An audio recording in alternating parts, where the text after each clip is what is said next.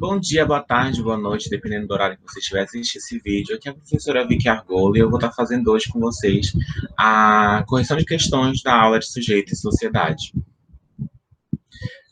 Antes de você começar esse vídeo, não esquece de se inscrever no canal do Cursinho, de dar o like no vídeo e de compartilhar com seus amigos vestibulantes. Hoje eu vou fazer uma correção sobre a nossa última aula de Sociologia. Então, eu dividi em dois momentos esse guia de hoje, que é a síntese da aula passada e a correção das questões do formulário que está disponível para vocês no Google Sala de Aula. A síntese da aula passada, a gente falou um pouco sobre a diferenciação entre o sujeito e a sociedade, né? Como se dá a relação dos indivíduos e como a sociedade é resultado da interação e do agrupamento de pessoas que vão compartilhar questões culturais, políticas, econômicas, sociais dentro do mesmo território e como as implicações dessas relações vão se dar. A gente fez um exercício de tentar fazer um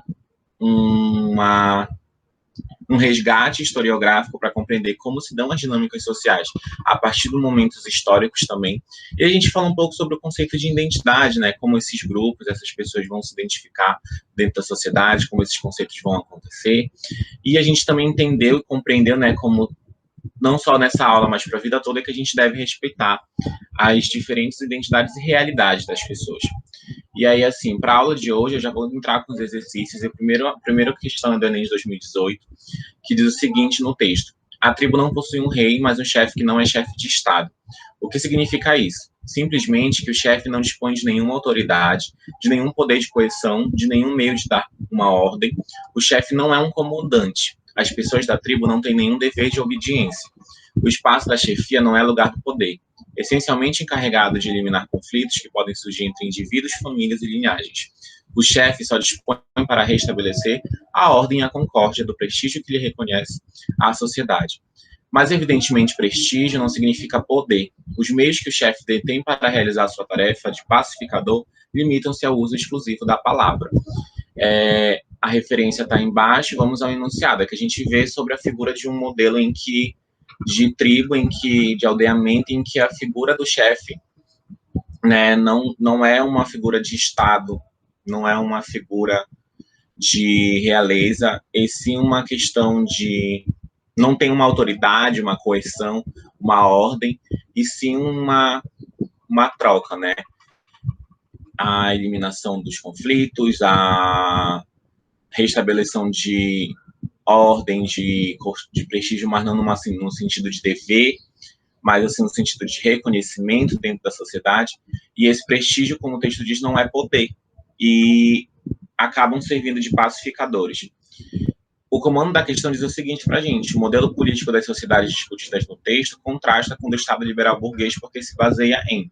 que o Estado liberal burguês, a gente lembra, né, sobre como se dá as normas, né, do legislativo, do judiciário, dentro desse sentido, e a gente vê sobre a figura de um chefe, de um líder, né, um presidente, uma câmara e tudo mais, todas essas hierarquias. E ali a gente está vendo uma coisa mais comunitária. Então a gente vai para as alternativas em busca disso. A alternativa A fala sobre imposição ideal. Aí aqui nesse momento você pausa o vídeo, né? Se você ainda não respondeu o formulário, você responde o formulário primeiro e depois você volta aqui com a gente para ver as correções. Aí a alternativa A diz que imposição ideológica e normas hierárquicas, e a gente viu que não é muito bem isso que acontece numa tribo. Por quê? Ou numa aldeia, né? Eu acho que o termo mais atualizado é aldeia. Numa aldeia, porque o líder, né, o chefe ali, ele não é uma figura de Estado, uma figura de poder. Ele é uma figura de prestígio, reconhecida dentro daquele processo de socialização. Então, assim, não tem uma imposição ideológica, nenhuma norma hierárquica. Então, assim, a alternativa B, uma determinação divina e soberania monárquica. Não é uma determinação divina, né? Uma escolha coletiva. Acaba sendo até consensual. Aí, a alternativa C fala justamente sobre uma intervenção consensual e autonomia comunitária. Gente, essa alternativa aqui está brilhando para a gente. Exatamente sobre isso, que a gente lê no texto, que é um consenso das pessoas que vivem naquele aldeamento e que acaba tendo uma autonomia dessa comunidade. A gente destaca essa aqui por enquanto. A alternativa D fala sobre uma mediação jurídica e regras contratualistas. E aí a gente está fugindo um pouco do que, de fato, o texto nos aborda, que não está falando nesse sentido, e não no sentido jurídico, mas no sentido de prestígio. Então, o poder, nesse sentido, não é muito ligado à jurisdição. E a alternativa E fala sobre gestão coletiva e obrigações tributárias. Assim, até é bonitinho também, eu ficaria entre C e E, seria basicamente aquele meu dilema de Enem, né? Entre as quais as duas estão um pouco parecidas, qual é o marco? Mas o que destaca que a alternativa correta é justamente que na alternativa E se fala de obrigações tributárias. Ainda que a gestão seja coletiva, de alguma forma, a alternativa C nos dá mais consenso com o texto, porque ela está falando sobre duas características que estão no texto, ainda que a alternativa E nos dê uma característica muito importante, que é essa gestão coletiva. A obrigação tributária, né, a gente acaba indo para aquela mesma questão da alternativa D, sobre a questão jurídica, e acaba não sendo muito. Mas a intervenção consensual acaba sendo a questão do líder com prestígio, é um consenso da comunidade. E a autonomia dessa comunidade é justamente estar nesse sentido dos seus poderes de decisão, que nos levaria a alternativa a ser linda, maravilhosa para a gente marcar. A próxima questão é do Enem de 2016, que diz o seguinte: quanto mais complicada se tornou a produção industrial, mais numerosos passaram a ser os elementos da indústria que exigiam garantia de fornecimento. 3 deles eram importância fundamental: o trabalho, a terra e o dinheiro. Numa sociedade comercial, esse fornecimento só poderia ser organizado de uma forma, tornando-os disponíveis à compra. Agora, eles tinham que ser organizados para a venda no mercado. Isso estava de acordo com a exigência de um sistema de mercado. Sabemos que em um sistema como esse, os lucros só podem ser assegurados se se garante a autorregulação por meio de mercados competitivos interdependentes. Aqui a gente está vendo um processo que foi resultado do período de produção industrial, que é transformar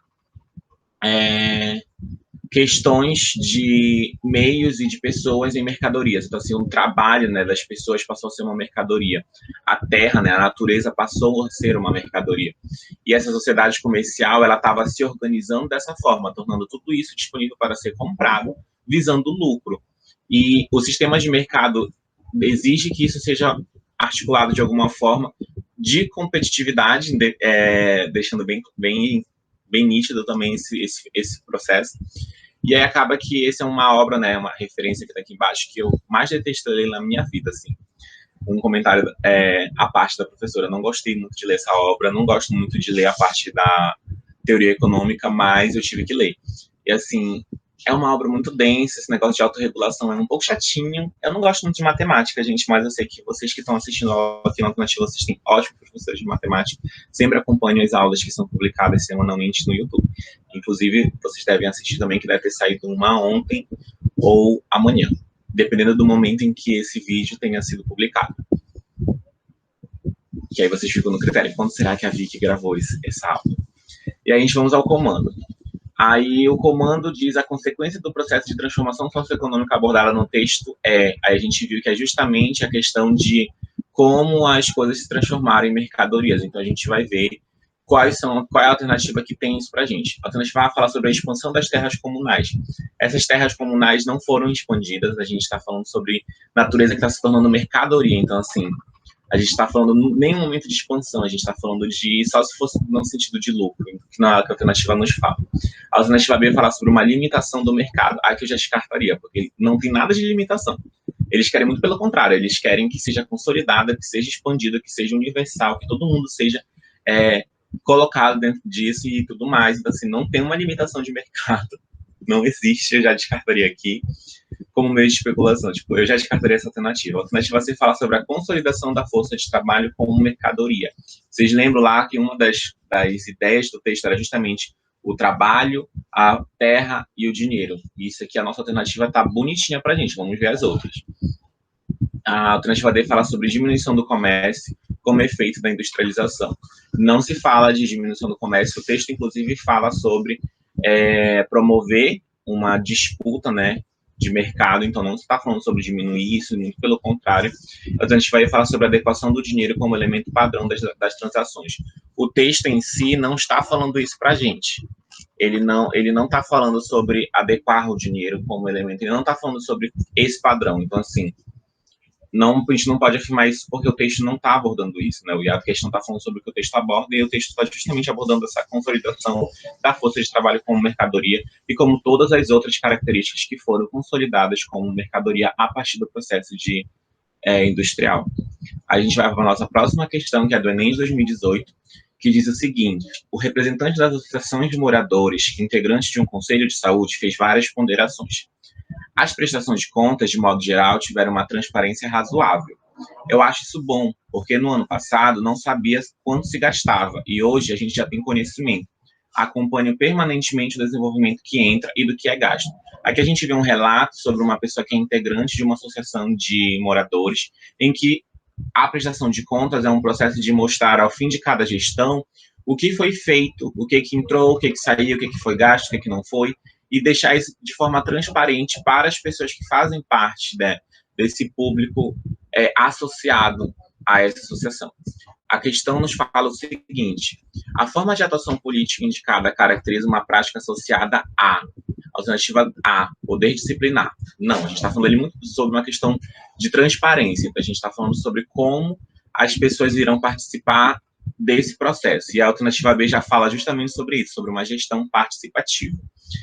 A gestão participativa é quando você explica, né, você demanda que todo o coletivo que seja associado àquele fenômeno, ele esteja fazendo parte integrante desse processo. Então, assim, uma gestão participativa é justamente essa em que faz uma prestação de contas ao final do seu mandato, por exemplo. Então, a gente já destacaria que a alternativa B como a correta, mas a gente veria as outras alternativas.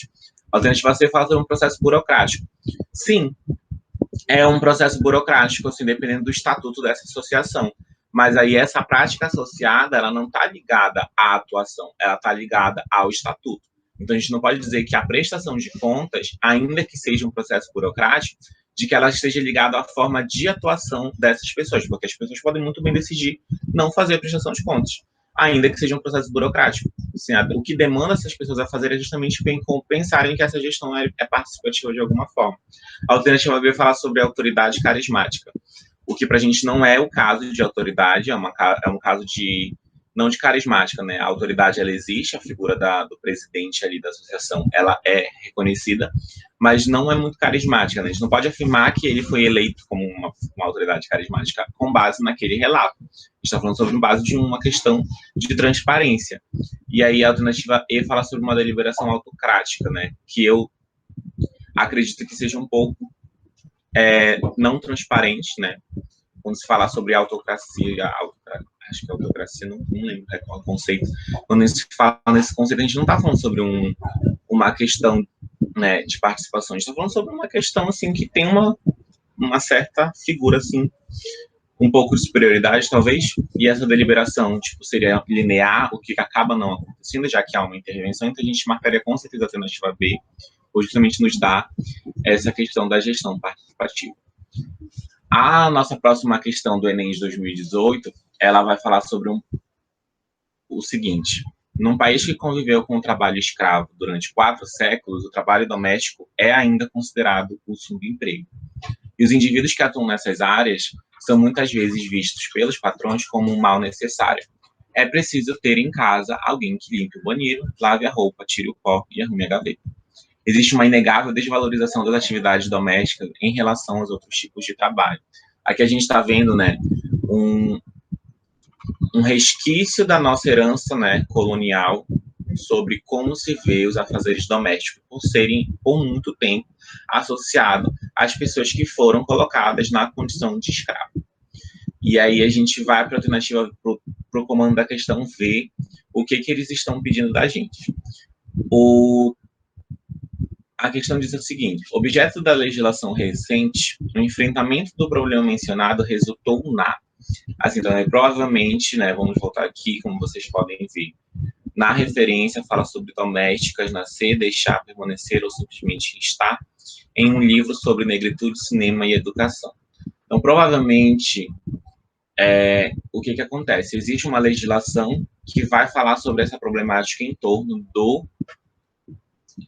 da questão de como se dá essa organização do emprego, né, que é considerado subemprego, muito na perspectiva de trabalho doméstico. E aí, assim, o objeto de legislação recente o enfrentamento do problema mencionado resulta na... E aí tem um resultado. Aqui a gente vê criação de novos ofícios. Não é bem nesse sentido, né? Quando a gente está falando sobre pensar o subemprego, não seria sobre, tem que gerar mais subemprego, ainda que aconteça, mas não é essa que é o enfrentamento, né? Não é isso que é resultado desse problema. A gente precisa pensar esse problema e tentar romper com um pouco com a nossa herança, né? Que a gente tem no nosso passado, da nossa historiografia brasileira. A alternativa B fala sobre uma ampliação de direitos sociais. É interessante, porque se a gente pensa o processo e vê que essa população precisa de seus direitos serem mais atendidos para que elas não sejam colocadas numa figura de inferioridade, é interessante para a gente deixar destacado como uma das outras alternativas. A alternativa C fala sobre a redução da desigualdade de gênero. É uma alternativa também interessante, só que o texto não está nos abordando essa questão de gênero especificamente. E a não ser que você faça uma associação de que o trabalho doméstico é ligado a um trabalho de mulheres, e aí é uma problemática de quem faz essa associação, não do texto, porque não é o que deveria ocorrer, ainda que seja uma perspectiva nossa cultural. A gente tem que criticar essa perspectiva, inclusive. A alternativa D fala sobre uma fragilização de representação sindical, o que a gente também não pode afirmar, porque o texto não está nos abordando sobre isso. A alternativa E fala sobre uma erradicação da atividade informal, que também não tem como fazer isso, dizendo, né, que a legislação iria buscar isso, porque muitas pessoas sobrevivem, inclusive, da atividade informal, porque não existe, né, o quantitativo ideal de pessoas que estejam nos empregos formais. Então, assim, a nossa alternativa única que a gente viu que nos interessa é a alternativa B, porque justamente fala que enfrentar esse problema, né, resulta em ampliar os direitos sociais das pessoas. E aí a gente vai para a nossa última questão de hoje. Ai, gente, tudo bom com vocês? Do Enem de 2019, é uma questão recente. A de 2018 também são questões recentes, eu busquei trazer questões recentes também para a gente ver como o Enem já está trabalhando. E assim, o texto diz o seguinte: penso que não há um sujeito soberano fundador, uma forma universal de sujeito que poderíamos encontrar em todos os lugares. Penso, pelo contrário, que o sujeito se constitui através das práticas de sujeição ou de maneira mais autônoma, através de práticas de liberação, de liberdade, como na antiguidade, a partir, obviamente, de um certo de números, de regras, de estilos que podemos encontrar no meio cultural. Aí vocês ficam aqui de olho nessa referenciazinha, que é o Michel Foucault. Ele é um sociólogo francês, se não me engano, contemporâneo, em que ele discute muito as lógicas de poder, e esse texto está falando justamente sobre um processo de socialização, né?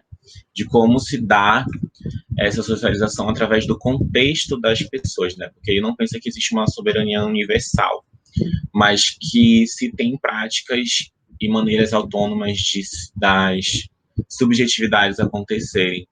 E isso acontece através, é claro, da questão das regras, dos estilos e do meio cultural em que a pessoa vive. E aí a gente vai para o comando. O comando diz que o texto aponta que a subjetivação se efetiva numa dimensão legal. Aí a gente vê assim, qual é a dimensão que o Foucault está nos apresentando, né? A gente vai falar sobre a legal, a dimensão legal, que é pautada em preceitos jurídicos. E aí, se vocês veem bem aqui, né, o meio cultural, as regras de estilos, não necessariamente são questões jurídicas. Então, a gente poderia, ainda que possa ser legalizado de alguma forma, não é o preceito que o texto nos aborda. A alternativa B fala sobre um processo racional, baseado em pressupostos lógicos. E a gente não pode afirmar isso com base em questões culturais, em questões de estilos, porque não necessariamente irão seguir uma lógica, né? Pode seguir uma lógica para o seu grupo, para o seu contexto de interação, mas não de forma racionalizada, assim. Não é o que o texto está nos abordando. Aí o outro, você fala sobre uma dimensão contingencial, que depende, né, processada em interações sociais. Nossa, essa aqui tá linda pra gente, porque justamente o que o texto aborda. Ele não destaca o processo de interação do indivíduo para ele se sociabilizar, ou de forma autônoma ou de forma coletiva.